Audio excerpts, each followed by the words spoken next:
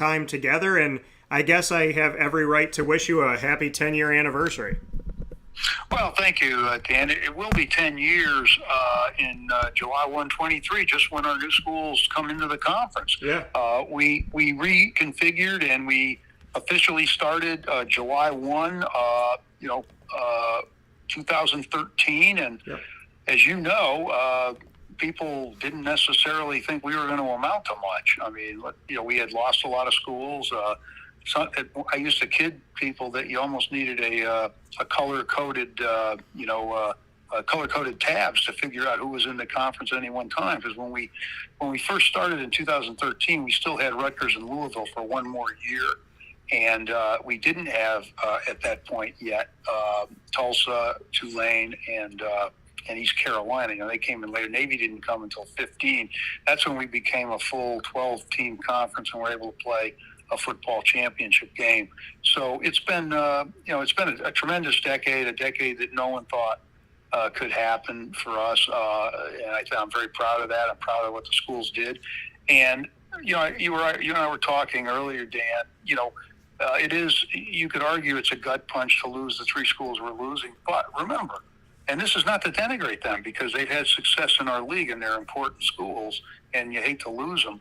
But other schools have been just as good or have stepped up over the years. So the incumbent schools.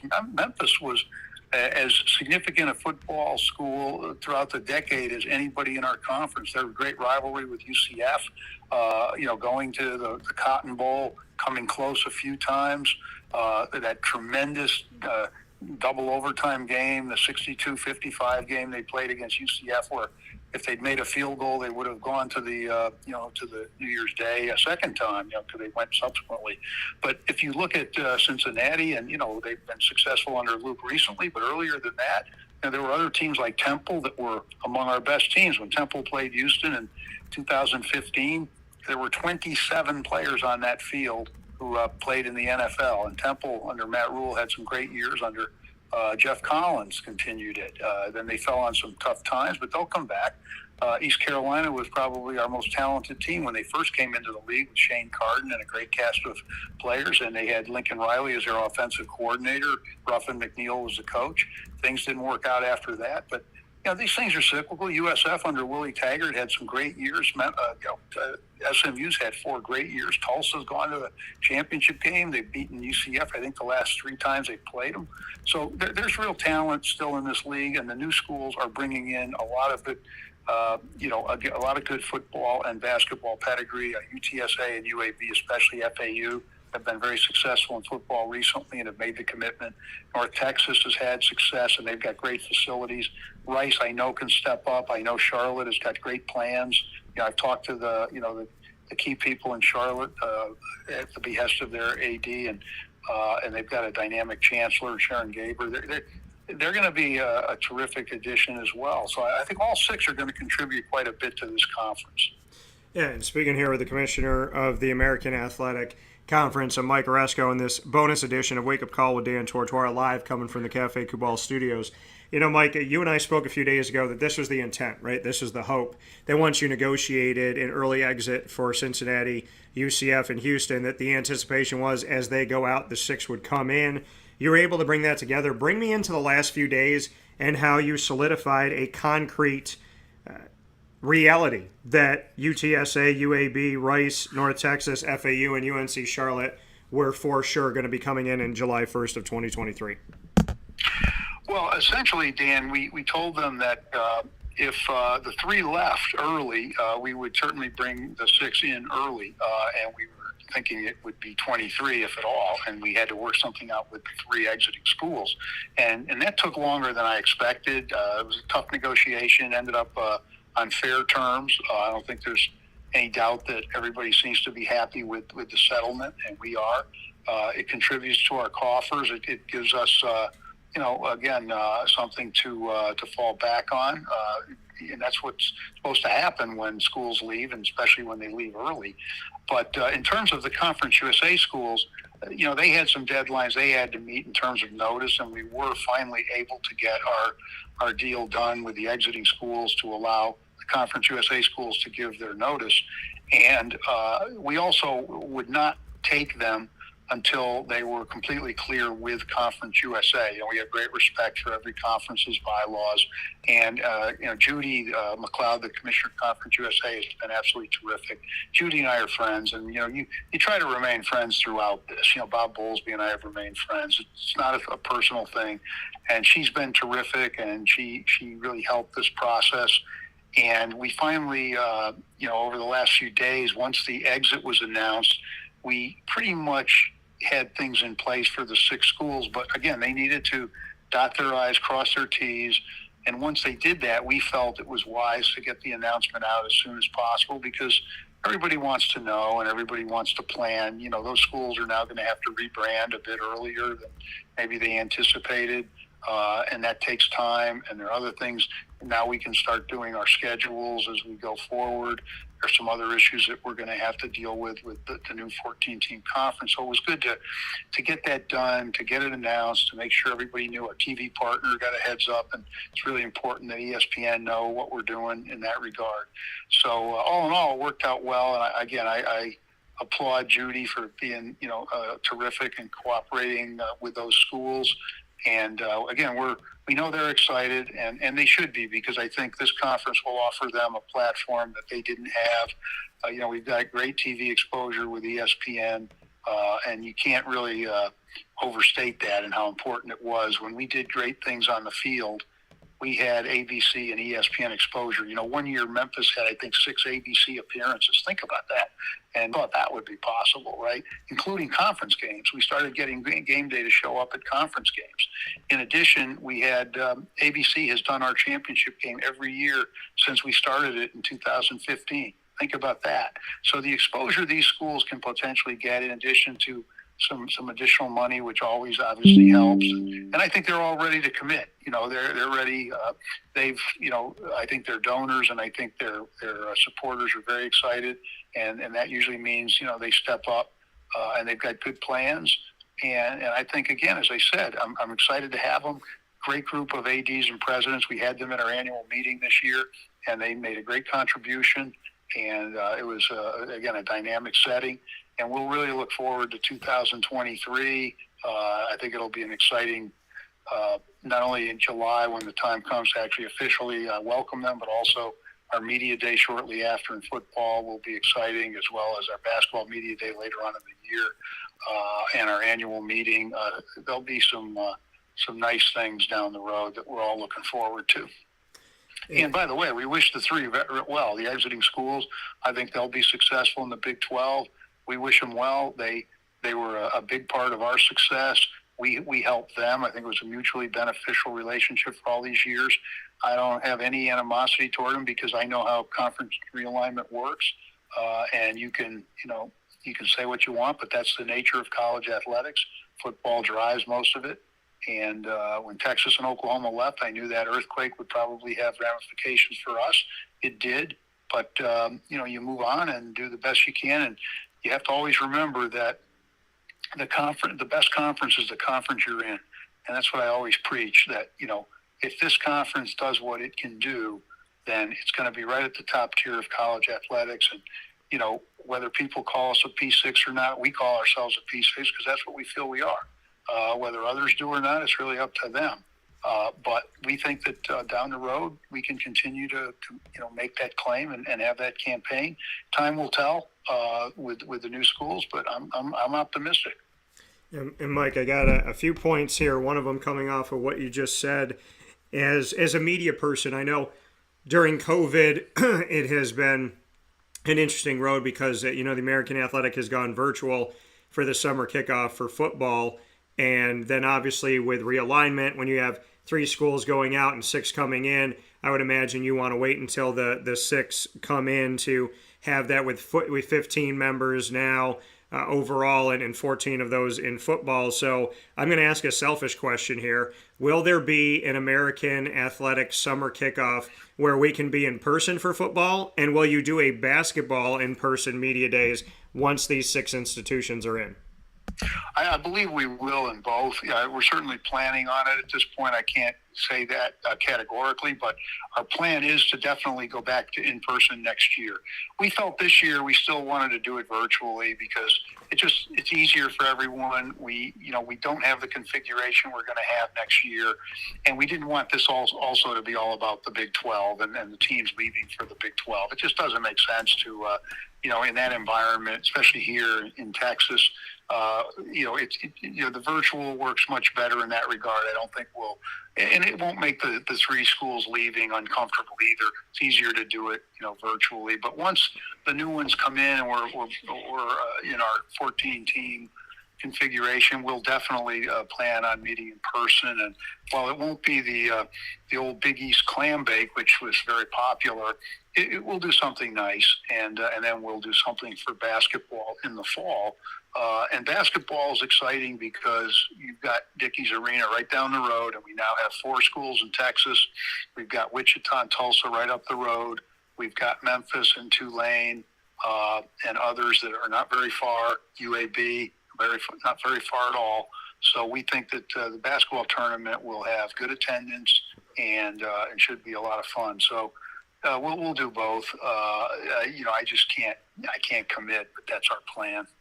And, I love the clam bake that we had up in Newport, Rhode Island, but you're in Texas now. It's barbecue time, Mike. You're going to have to do some type of big old barbecue for all of us. And I know that if there's some type of rib challenge or something like that, just like the lobster, I'm pretty confident the offensive lineman can get down on some barbecue. Oh, I think so. I think barbecue is probably the way to go, Dan. I don't think there's much doubt about it. And the other thing is golf. If we do provide some golf, people are going to have to be prepared for maybe 100 degrees. That's the middle of the summer here. It can get awfully warm. It was almost 105 over the weekend. I think they said it felt like 107, and it really did. It can get pretty warm here, but it's a great place to be. We're really thrilled to have our office here. Our staff really loves it here. Dallas is a great place. And our meeting will be somewhere in this area, I'm pretty sure. So, and I love hearing that, to have a basketball media days as well as football coming back for the American Athletic Conference once these 6 new institutions come in. Mike, with these new schools that will be coming in on July 1st of 2023, you will now officially be in 10 states as a conference. Pennsylvania, Maryland, North Carolina, Alabama, Tennessee, Louisiana, Florida, Texas, Oklahoma, and Kansas. What does that say about the American Athletic Conference, and what are your thoughts about having 10 states now that will feature really from, you have the Northeast, you have the Southeast, and the Midwest at this point? Well, first of all, we do have a good presence and a good footprint, but it's a little more compact than it was, which I think is good. We're not quite as far flung. Yeah, we have Navy and we have Temple in the Mid-Atlantic and East Carolina over, just south of them. And then obviously we've got a couple of schools in Florida and we've got UAB. And then, we're clustered, around, a little west of the Mississippi, little east, little west. We're pretty geographically cohesive. I mean, you've got 4 schools in Texas. As I said, you've got Tulsa and Wichita just up the road. You've got Memphis and Tulane and UAB. They're pretty close by. The 2 Florida schools are easy distance to Dallas. And then again, the Middle Atlantic states can get to Dallas pretty easily. Get to our other schools. So it's first of all, we're in key places, Dan, and that's important. To have the kind of presence we have in Texas is huge, and Alabama. These are football hotbeds, in addition to Oklahoma, in addition to Tennessee, in addition to Louisiana, which has the highest per capita rate of recruits in the country. And we're in Pennsylvania. We're in Maryland. We've got the Naval Academy as a national institution, so the actual campus is less important in terms of recruiting. They're a national institution. I mean, it's our service academy, and then you have East Carolina, which has a good football tradition, and we're in Florida. I mean, how do you beat Florida? We're not going to get every recruit, and there's a lot of competition in Florida now with Miami with FA, especially with Mario Cristobal there, and FSU with Mike Norvell. I think he'll get things together. He's an outstanding coach. Yeah. And then obviously you've got Florida, of course, and now you have UCF in the Big 12. And other schools as well, but FAU and USF will hold their runners off. You can keep some kids home, or you can get some kids coming back on the portal. I think you'll be successful, and that's UCF got some recruits who got homesick and wanted to come back. Dallas, has been a magnet. SMU's done a great job with the portal.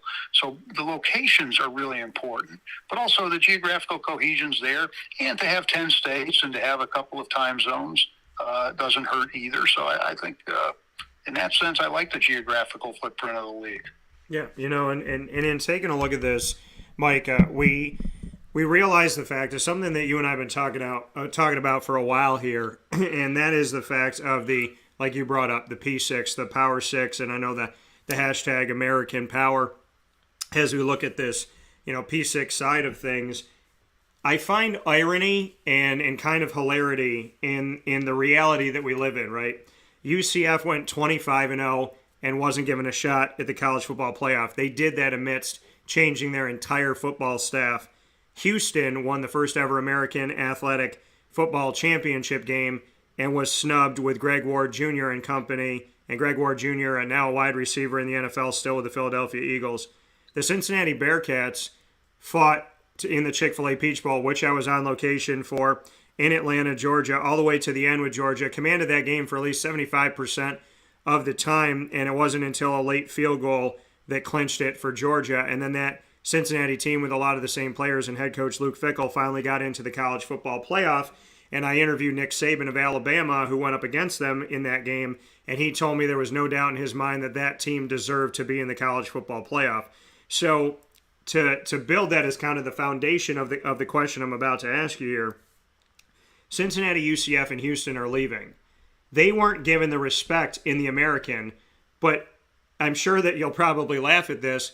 The reality that as soon as they put a Big 12 logo on it and they said, look who we're getting, the people that were saying that these three institutions were nobodies are now saying, oh my gosh, look at how much better the Big 12 is going to be. Look at how much stronger they are. These teams that they're bringing in automatically make them more reputable, losing Oklahoma and Texas, but look at what we're gaining.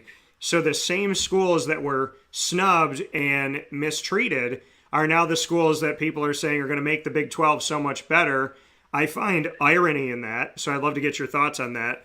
And do you believe the 6 schools coming in can continue the Power 6 conversation?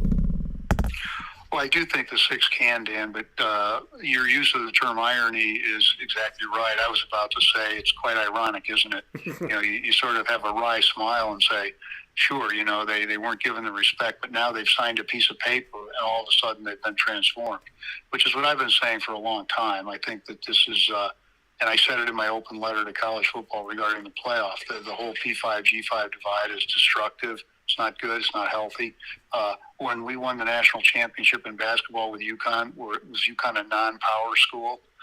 When we won all those New Year's Bowl games, were we so-called non-power schools? When UCF destroyed Baylor back in 2013, when we had the big win over Auburn with UCF, when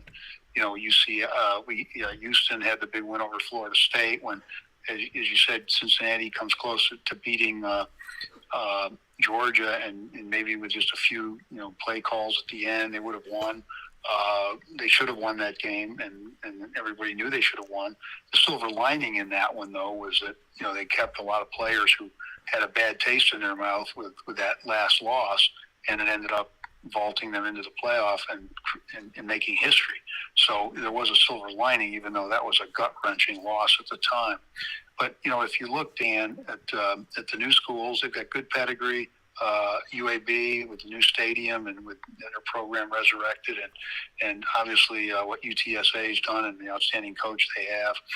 The NIL and the portal are going to be a wild card. We're going to have to see how that all plays out. I don't think there's as much certainty going forward as there was, because if things had not changed at all, I would have absolutely no doubt that we'll do what we did, and I still think we will.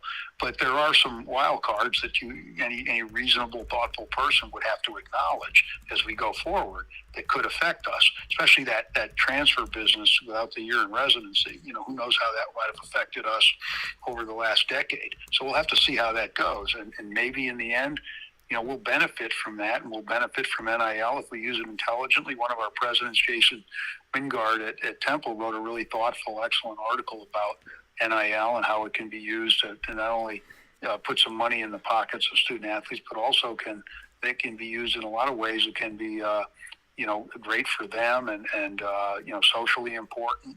And, if you still provide a quality education and do all these other things, you can, and NIL can fit into that. Right now, of course, what we've seen is this frenzy about I don't know whether people are buying players or not. I'm not commenting on any of that, because what we're really talking about is NIL is not NIL. It's a recruiting and retention tool. And regardless of how you phrase it, it wasn't meant to be that. But that's going to affect us going forward. But yeah, no, to answer your question, I think the 6 schools coming in are going to do fine. I really do believe they will. But also, if you look back, we've all of a sudden you join a P5 league and you're transformed. Suddenly you're something you weren't literally 5 minutes ago because you signed a piece of paper. That just shows how ridiculous it is. We're all these big wins, look, Houston went to the Final Four. Were they a non-power basketball program? They went to the Elite Eight last year. We've had tremendous success in all. We almost, ECU had a 5-run lead over Texas in the 7th inning, with 2 outs, and we're on the verge of going to the College World Series. Are they supposedly a non-power baseball team? The whole concept is dumb in my view. It always has been. But that's what the writers picked up on, as power business, and they called it Power 5. And once you get a term like that, pretty tough to wean people off it. I'm not in the business of denigrating the Big 12 or any other conference, but the Big 12 will almost be half of its members of so-called former non-power schools. And yet they consider that a power conference, but we're not, and we weren't when these schools were with us, along with all the other top schools we had in our conference. And sure, we don't have, as much money as those 5, especially with Texas, Oklahoma in the Big 12, but we made our money count, and we still have far more money than in the so-called G4, and we have a great TV deal, and we did it on the field. So I think we were a legitimate P6, but it was hard convincing people. And there wasn't a path. If there had been a path based on achievement and based on, national relevance, I don't think there's any doubt we'd have been officially in that group. But we're just going to have to keep fighting and make sure strategically we're doing the right things. We'll see what happens. That coming from the commissioner of the American Athletic Conference, Mike Aresco. A final note here, Mike. You and I wish you a happy 10-year anniversary, as I know next year officially it comes in 2023, but for you and I, and when we met, this is our 10-year anniversary, so we get to celebrate ours early because we met back in 2012 time. I do want a final note here. In meeting you back then, the conference didn't have a name, it didn't have a logo, and here we are today having this conversation. And in everything you've been through, and you could have just laid down and died, and you had 3 teams when the Big East took the Catholic 7 and took the name and whatnot. But amidst everything you've ever been through, you've risen to national prominence in multiple sports. You've put yourself out there, and these institutions, these student athletes, these coaches have more than showcased themselves. And somehow, some way, you always end up getting better. Well, for the first time ever, the American Athletic Conference will have 15 institutions, and with Navy football only and Wichita State for basketball and Olympic sports, but not football, you will have 15 in total, and for the first time ever, you will have 14 football institutions. So somehow, some way, amidst all of this, once again, the American Athletic Conference has a positive to build upon and history to build upon. What's it like for you to take that punch and always come back with 2 punches to every one, and to be making history for all the positive reasons amidst all this realignment and all of these things you've had to deal with? You're still going to make history now with 15 institutions and 14 in football. Well, Dan, I grew up with, strong values growing up from my family, and adversity was viewed as meaning there's work to do. It just means there's work to do, and you got to get through it, and you can't make excuses. Excuses just weren't acceptable. And Edward R. Murrow made a statement that I've always come back to. It always resonated with me. He said, "Difficulty is an excuse history has never accepted."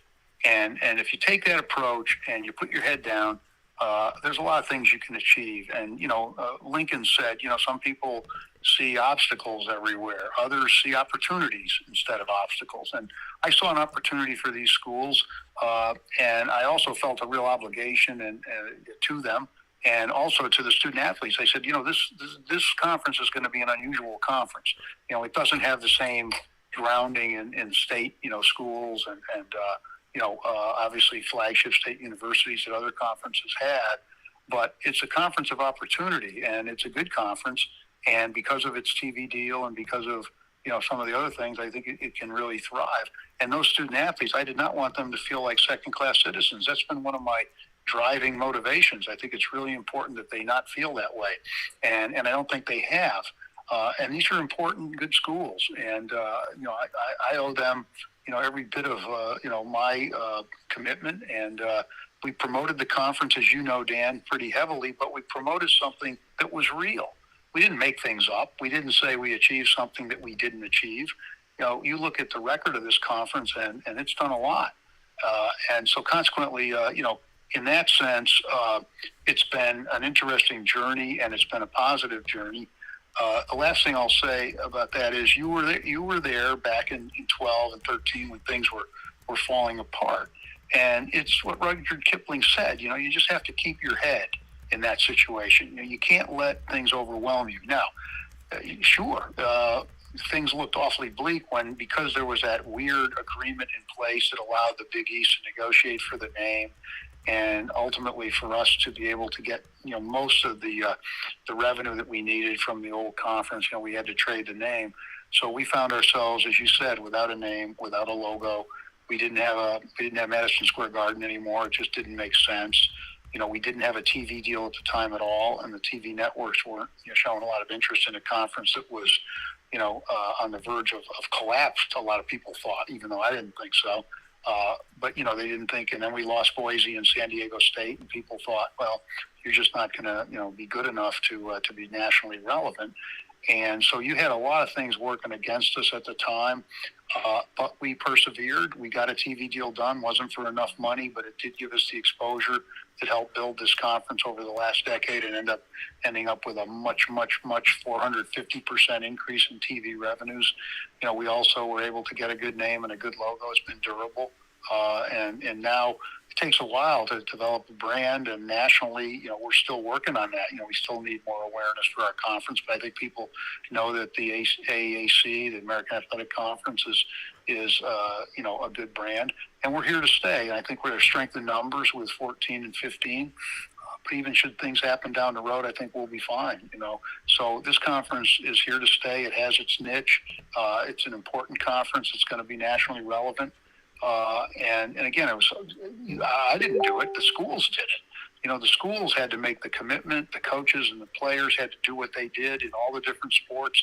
And I gave the voice to it, and I tried to make sure that, we understood who we were and why we were competing at this level and what we could potentially do. And P6, I think, was a good move for us because it really focused people on what we were doing. And a lot of people, I think, believed that we were P6, and we certainly believed it. And you have to have that motivation. And I think the new schools coming in recognize that that's the DNA of this conference, and it's not going to change. Now, people are skeptical again. They're saying, oh, you won't be as good as this conference or that conference. They said the same thing 10 years ago, and look what happened. So I don't see any reason why, if the DNA remains the same, and we have that ambition, that we can't do what we did before. Now, if there were certain circumstances that made that impossible, I would probably acknowledge it, because you can't let your ambition vault over itself. You have to be reasonable. But I've got good schools coming in, and we've got a good incumbent nucleus, which, as I mentioned to you, has had a lot of success over the years. So there's no reason to think we can't, be as successful as we've been. And I wish the three going into the Big 12 well. You sign a piece of paper and all of a sudden you get respect. Well, I hope we can get respect here by virtue of what just happened. The fact that when they were in our conference, they, as you said, and you pointed it out, and you're absolutely right, they didn't get the respect they deserve now. And Cincinnati did this year, in fairness. They made the playoffs, and the committee respected them. A lot of things had to happen, though, go right for that to happen. You had to really thread the needle to make the playoff and give them credit. They did it. But in the end, we have to earn that respect. And all you can do, Dan, is keep fighting and try to promote yourself intelligently, but also accurately. And that's where we are. Yeah, coming from the commissioner of the American Athletic Conference, Mike Aresco, a mainstay here on Wake Up Call with Dan Tortora. Mike, as always, I appreciate it. Appreciate your time and spending a few minutes here with me today. And I look forward to talking with you very soon. And thank you for jumping in to all of these very, very pertinent topics in today's world. And congratulations that a few days ago you came on live and told me what you were anticipating. And now we get to make it officially official on July 1st, 2023, as we will see UTSA, UAB, Rice, North Texas, FAU, and UNC Charlotte join the family of schools already inside of the American Athletic. Thank you to you and your entire staff with the American Athletic for believing in a vision and a mission, bringing it to fruition. And I can't believe that a 10-year anniversary is already coming upon us here, but it just speaks to the effort, the enthusiasm, and the integrity and the desire to go after the dream that you had for this conference and having the right people in place to do that. So thank you for your work, and thank you to your entire staff as well. Well, thank you, as usual, Dan. Thanks for having me. And I don't know where the time has gone, right? Where did that 10 years go? It seems like it's just gone by in a flash. But thanks again for believing in us, and appreciate you having me on and being able to talk about the conference. And obviously you're very knowledgeable about what we're doing, and you've also been very positive about our conference. And, much appreciated. And we'll see where we go. We'll continue to carry that banner. Thanks for having me, Dan. And again, have a great. It's only Thursday, so it's not quite the weekend, but have a good weekend. And thanks again for having me. You too, Mike. I appreciate it, and I look forward to talking with you soon. Absolutely. Take care, Dan. See you. See you. That coming from Mike Aresco, once again, the commissioner of the American Athletic Conference, joining me plenty of times throughout the year, and even more so this year, arguably. We're only like halfway through the year, and arguably he's spent a lot more time on the show this year because of everything that's been going on, from his open letter to college football on the need for the college football playoff to expand, as well as what was going on with Cincinnati, Houston, and UCF, to the reality of the 6 new members on my birthday on October 21st, mind you, which was phenomenal. Really cool birthday gift for me, and poetic, as I've said before, because of my connection to the American from the beginning, before they had a logo and a name. UAB, UTSA, Rice, and North Texas, FAU, and UNC Charlotte, having that news come out on my birthday of October 21st, that they would be joining the conference, to the conversation of when that was going to happen, to now it being officially official. So a lot of stuff has happened in a very short window, and Mike Aresco and I have had the opportunity to talk, I think, 3 times now in the last week or two, maybe 2 weeks here. So always appreciate the opportunity to speak with someone I respect, and someone who I consider a friend, and somebody who, professionally and personally has been a huge part of just this paralleled success. As I work here with Dan Tortora Broadcast Media and Wake Up Call with Dan Tortora, among our other products. I also have, I see Mike Aresco and his team working with the American Athletic Conference, and, we're 2 redheaded stepkids, and we're never going to give up the chip on our shoulder and the appreciation of what that's done for us, and hard work and effort and enthusiasm. Like he said with Abraham Lincoln, some people, and I'm paraphrasing, but, some people see something that, they see adversity, and we see an opportunity. Mike didn't have to do what he did. He didn't have to take over this conference. He didn't have to create something. He had 3 schools when everything disbanded with the Big East. He had UConn, he had Cincinnati, and he had South Florida, and he had Temple coming in, and was just coming there like it was their first year back. So he could have just let this go, and he didn't. And I could have just stayed in jobs where I wasn't appreciated and kind of shoved off to the corner, but I didn't. And I didn't have to create a company at a time where podcasting was considered for nerdy people and unimportant. And I didn't have to create a company at a time on the internet where people were saying, why would you go off of traditional radio and you'll never make it? And there's no way to succeed. There's no path to success. And so, I've made history and Mike's made history, and we've gotten to do this together. And I'll never forget being in Newport, Rhode Island, and Mike and I talking, and me putting my arm around his shoulder and saying to him, hey, Mike, you're a redheaded stepkid, I'm a redheaded stepkid, and we're going to figure this thing out. We're going to do this together. We're going to succeed together.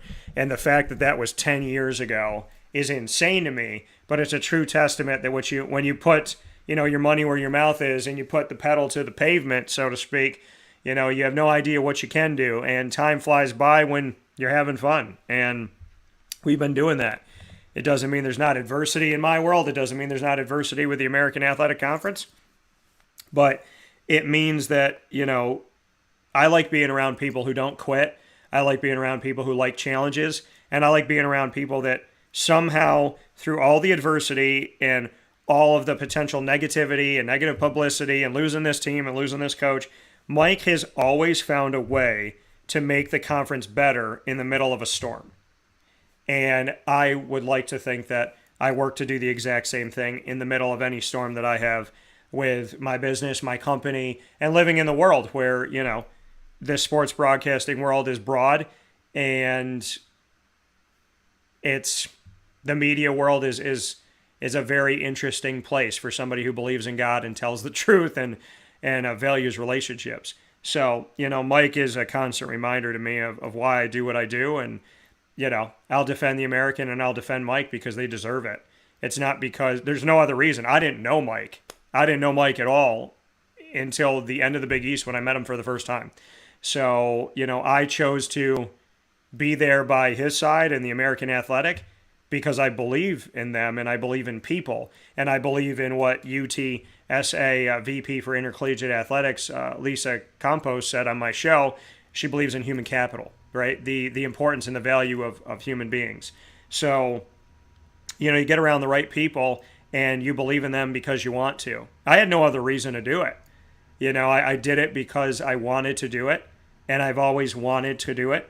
And I'm so grateful that, one of the things I've given so much to has given back to me tenfold, 20-fold, maybe infinity when it comes to Mike Aresco and all of these schools. So, I want to thank everybody that's been in and out of this thing. I want to thank Cincinnati, UCF, and Houston, and I hope I continue to get to cover them because I don't want to stop doing that. I love the bond I've made with them over the last, almost 10 years.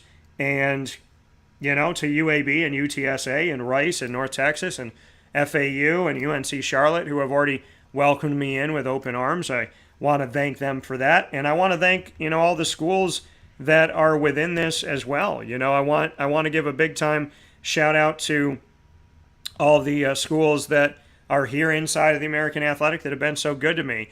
East Carolina, Wichita State, and hopefully we get to build our relationship there, as that's something I definitely want to do. Tulane, Temple, Tulsa, Navy, Memphis, SMU, and South Florida.